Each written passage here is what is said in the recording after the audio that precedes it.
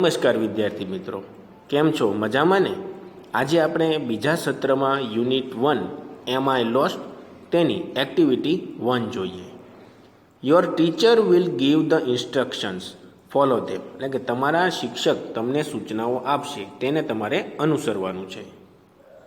પહેલું જોઈએ, close your right nostril with your right thumb.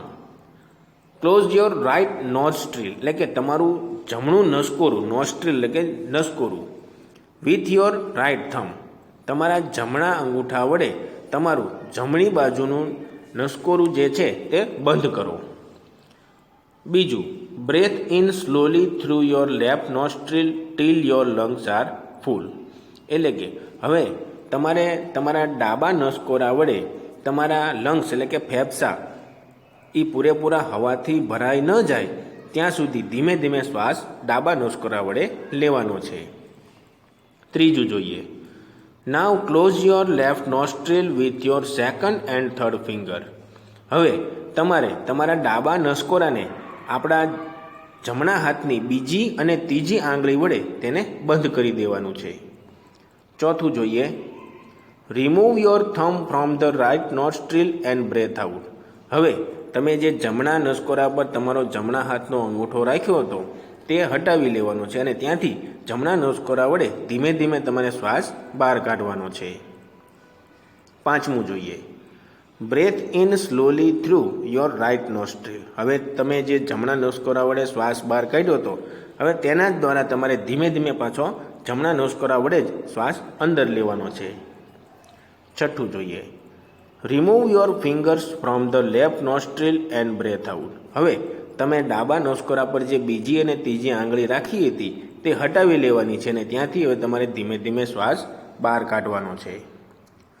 આ એક યોગની મુદ્રા છે. ત્યારબાદ એક્ટિવિટી 2 જોઈએ, play the game your teacher will help you. રમત રમો જેમાં તમને તમારા શિક્ષક મદદ કરશે. એમાં પહેલું જોઈએ, twist your left ear. Twist એટલે કે મરડવું, આંબળવું જેને કહેવાય. યોર તમારું, લેફ્ટ ઇયર ડાબો કાન, તમારો ડાબો કાન મરડો. ત્યારબાદ બીજું જોઈએ, blink your eyes 8 times. Blink એટલે પટપટાવવું, યોર આઈસ તમારી આંખો, 8 ટાઈમ્સ એટલે કે 8 વખત તમારી આંખ 8 વખત પટપટાવો. ત્યારબાદ ત્રીજું જોઈએ, પિંચ યોર ફ્રેન્ડ. પિંચ એટલે કે જેને આપણે સાદી ભાષામાં ચોંટીઓ કહીએ છીએ, એટલે કે તમારા મિત્રને ચોંટક્યો ભરો. ત્યાર પછી જોઈએ, યોન 3 ટાઈમ્સ.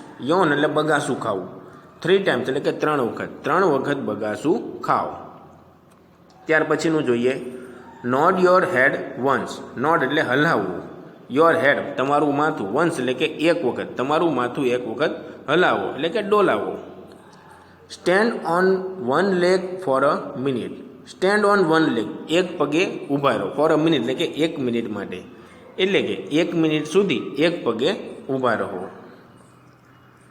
ત્યાર પછીની એક્ટિવિટી 3 જોઈએ, where do you hear the following sentences, write the place in the blanks. એટલે કે નીચે જેવી સૂચનાઓ છે તમે ક્યાં સાંભળી છે, જ્યાં તમે સાંભળી હોય ત્યાં તમારે જે ખાલી જગ્યા આપી છે તેમાં તે સ્થળનું તમારે નામ લખવાનું છે. આપણને એક એક્ઝામ્પલ આપ્યું છે તે જોઈએ. Passengers for Bombay central are requested to reach platform number 2.